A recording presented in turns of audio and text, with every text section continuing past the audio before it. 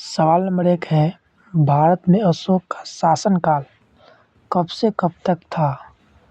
तो हमारा ऑप्शन हो जाएगा ए 273 से 232 ईसा पूर्व तक था।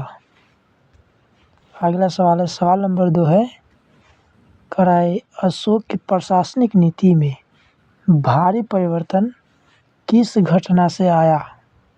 भारी परिवर्तन किस घटना से आया? तो कलिंग युद्ध से। ऑप्शन बी करेक्ट आंसर हो जाएगा। अगला सवाल है, सवाल नंबर 3 है, कलिंग युद्ध किस वर्ष में हुआ था? कलिंग युद्ध किस वर्ष में हुआ था? तो हमारा ऑप्शन ए 261 ईसा पूर्व में हो जाएगा। अगला सवाल है, अशोक के अभिलेखों के अनुसार अशोक ने राजा बनने के कितने वर्ष बाद कलिंग युद्ध पर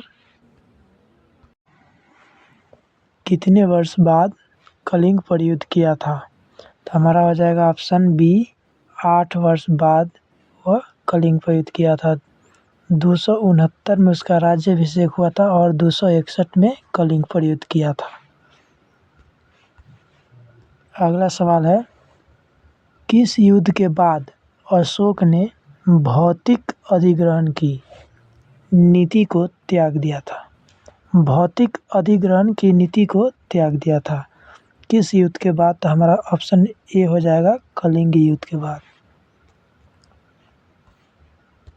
अगला सवाल है, सम्राट अशोक ने निम्नलिखित में से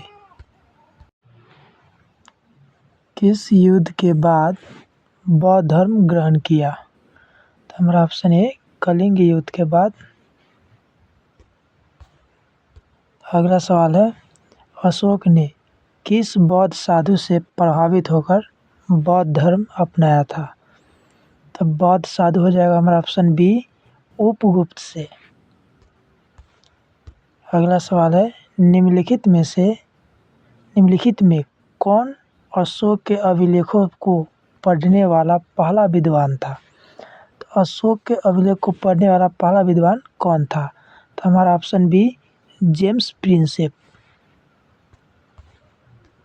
अगला सवाल है, अपने शिलालेखों में अशोक सामान्यतः किस नाम से जाने जाते हैं?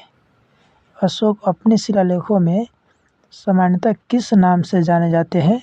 तो ऑप्शन बी प्रियदर्शी। अगला सवाल है, अशोक के शिलालेख किस लिपि में लिखे गए थे? अशोक के शिलालेख किस लिपि में लिखे गए थे? तो हमारा ऑप्शन बी ब्राह्मणी लिपि हो जाएगा। अगला सवाल है, अशोक के शिलालेखों में प्रयुक्त भाषा कौन सी थी? प्रयुक्त भाषा कौन सी थी? तो यह हो जाएगा हमारा ऑप्शन बी प्राकृत भाषा थी। अगला सवाल है, निम्नलिखित में से कौन सा अशोक कालीन अभिलेख खरोष्टी में है? तो निम्नलिखित में से कौन सा अशोक कालीन अभिलेख खरोष्टी में है? तो हमारा ऑप्शन सी शहबाजगढ़ी हो जाएगा। अगला सवाल है, अभिलेख में किस शासक का उल्लेख प्रियदर्शी एवं देवनाम प्रिय के रूप में किया गया है? तो हमारा ऑप्शन बी अशोक का हो जाएगा। अगला सवाल है, निम्नलिखित में से किस एक अभिलेख में अशोक के व्यक्तिगत नाम का उल्लेख मिलता है?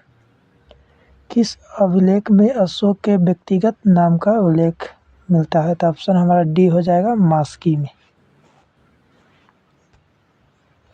अगला सवाल है, केवल वह अभिलेख जिसमें अशोक ने स्वयं का मगध का सम्राट बताया है? तो ऑप्शन हमारा हो जाएगा भाब्रू स्तंभ अभिलेख में। अगला सवाल है, अशोक की धम्म नीति का मुख्य सिद्धांत क्या था? धम्म नीति का मुख्य सिद्धांत क्या था? तो हमारा ऑप्शन ए हो जाएगा स्वनियंत्रण।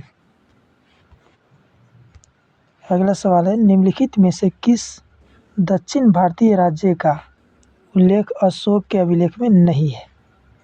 तो हमारा हो जाएगा ऑप्शन डी सातवाहन का। अगला सवाल है, सवाल नंबर 18 है, कालसी किस लिए प्रसिद्ध है? कालसी किस लिए प्रसिद्ध है? तो हमारा हो जाएगा ऑप्शन डी अशोक के अभिलेख के कारण। अशोक के अभिलेख के कारण। अगला सवाल है, सम्राट अशोक का एकमात्र उत्कीर्ण शिलारूप चित्र कहाँ पर पाया गया है? कहाँ पाया गया है? तो हमारा कंगनहल्ली, ये पड़ता है हमारा कर्नाटक में। कंगनहल्ली कर्नाटक में पड़ता है। अगला सवाल है, सवाल नंबर 20 है, अशोक के निम्नलिखित अभिलेखों में से किसमें दक्षिण भारतीय राज्यों का उल्लेख हुआ है? दक्षिण भारतीय राज्यों का उल्लेख हुआ है। तो हमारा हो जाएगा तृतीय मुख्य शिलालेख। ऑप्शन ए करेक्ट हो जाएगा। अगला सवाल है, भारतीय इतिहास में अवंतिका राज्य के नाम से जाने जाता है? भारतीय इतिहास में अवंतिका राज्य के नाम से जाना जाता है। ये हमारा हो जाएगा वन साम्राज्य। ऑप्शन सी करेक्ट होगा। अगला सवाल है, सवाल नंबर 22 है, कह रहा है, मौर्य साम्राज्य में कई शहर थे, निम्नलिखित में से कौन सा शहर दक्षिण छोर पर स्थित था? कौन सा शहर दक्षिण छोर पर स्थित था? तो यह हमारा हो जाएगा ब्रह्मगिरी। ऑप्शन सी करेक्ट हो जाएगा।